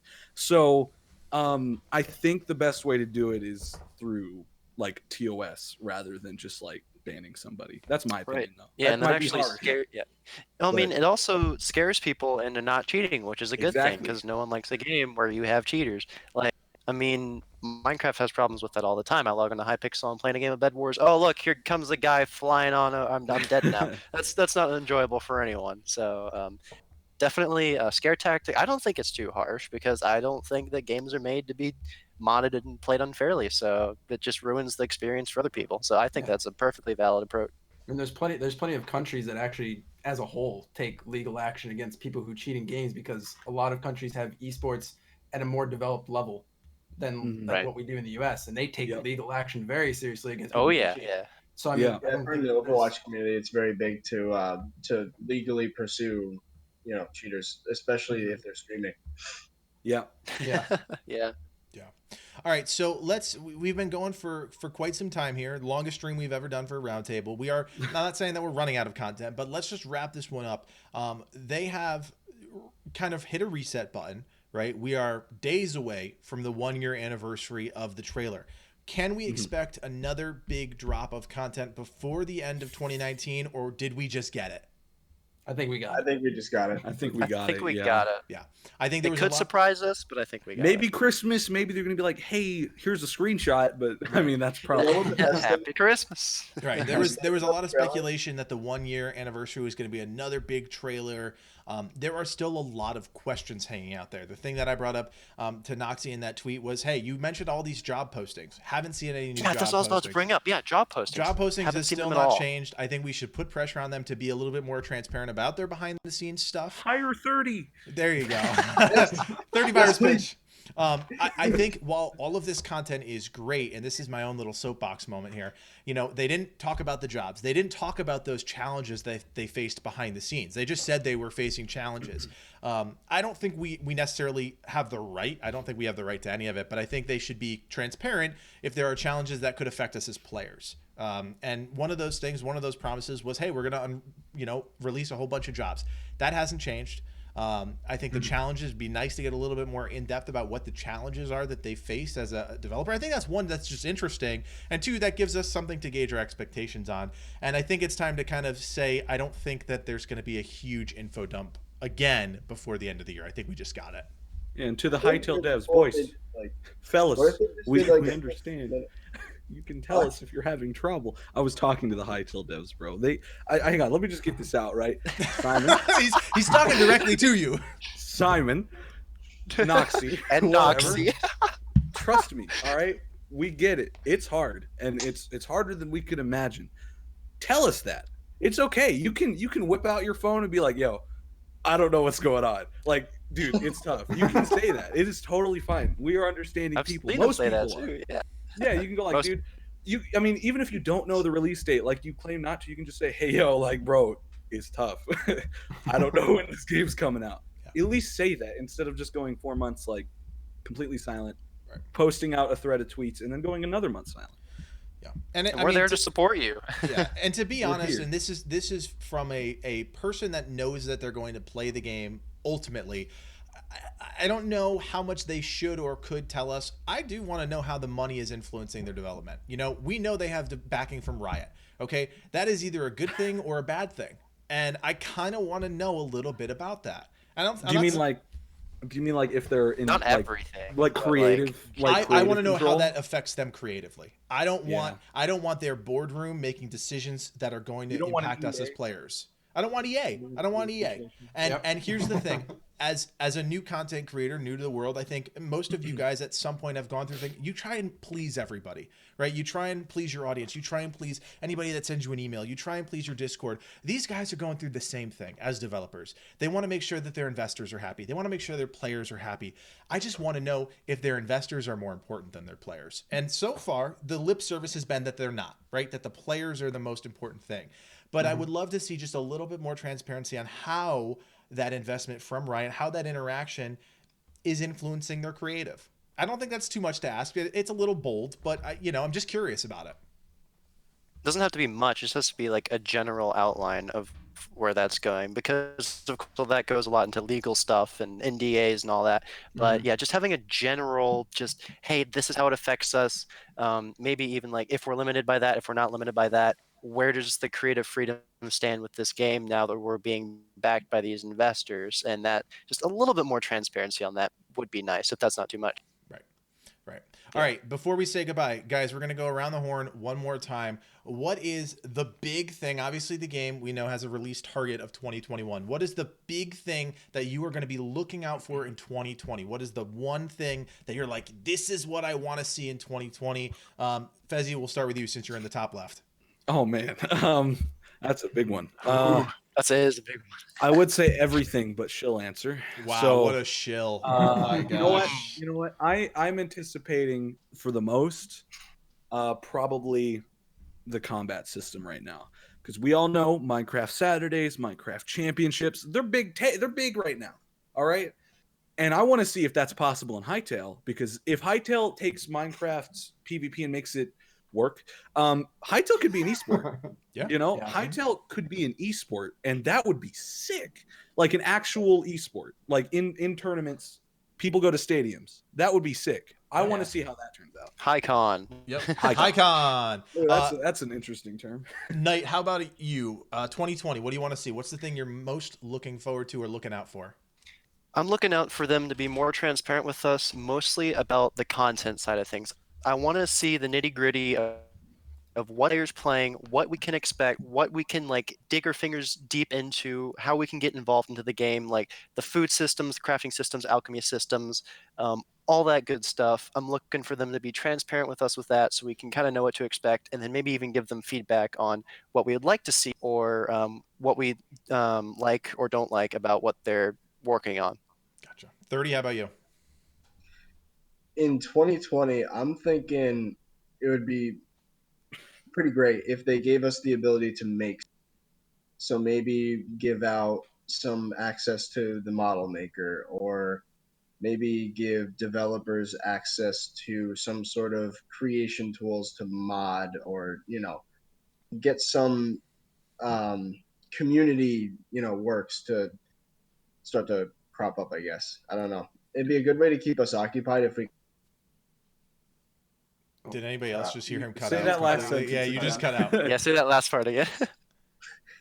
Wait, what did I say? It'd be a good way to. It'd be a good way to. Period. Oh, it'd be a good way to keep us occupied if Gotcha. we could all make stuff for the game. Yeah. All right, Livid, how about you? For me, I want to see elaboration on game systems to the point where we can directly give feedback.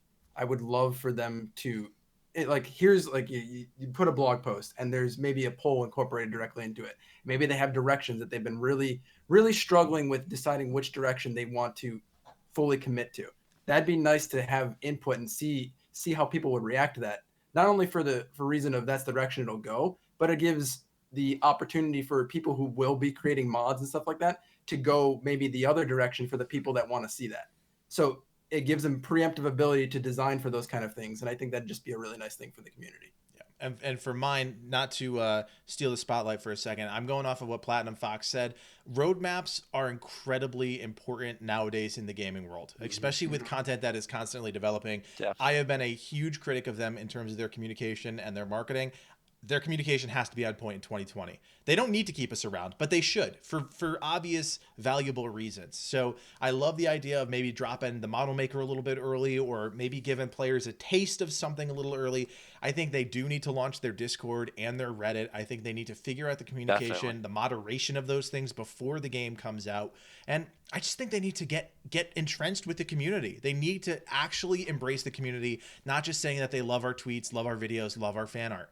That is, while that's great, and we love highlighting that, that is not really being entrenched with the community and being part of the community. Yeah. I don't think any of us want to dictate how the game is. We want to see their vision of the game come to life, but we want to be able to say, hey, we don't think this is going to work. Take that for what it will. And the only way they're going to do that is by locking down their communication and really So it all figuring boils it out. down to communication. It always I think boils that down to communication. Communicate. is key. Communicate. I think the benefits of more communication far outweigh any negatives. Agreed. Oh yes, Definitely. 100%. 100%. Yeah. All right, guys. 4 of these guys just spent an hour and 45 minutes hanging out, talking about Hytale. If you are not already following Fezzi, Night of Doom, Black Plasma Studios, 30 Virus, Livid Lion. You need to go do that right now. Subscribe to each of their channels, follow them on Twitter, join their Discords, do all of those things, because if there's one thing I have been adamant about with this Hytale game, it's that our community is going to stay positive, we're going to stay strong, and we're going to help each other out. We're not going to turn into that catty BS community. So go support these guys. My channel's better than yours. You know what? Shut up. You're a jerk. You just shut your mouth. This is where beef starts, dude. This is where it starts right here. You want to go square? This video will be, if you missed part of the video, we will be uploading this video probably on Sunday. I don't really know yet. It's going to be uploaded as a full video. You guys can watch it. I'll cut out the intro and the be right backs. These guys, of course, will be back for the next time Hytale content comes out. Leave your comments in the section below, all of that good stuff. Like, subscribe to all of this nonsense. My God, this rant gets so annoying every video. And as always, Fezzy, Knight, 30, Livid, thank you guys so much for hanging out. Had a great time, and hopefully we'll see you guys in the next roundtable. Absolutely. Yes, sir. All right, guys. See ya. My name is see Kodiak, ya. and from everyone here at the Game Gurus and the Hytale Roundtable, thanks for watching, and play on. Peace. Take care. Peace. Okay. Bye. Bye. Adios.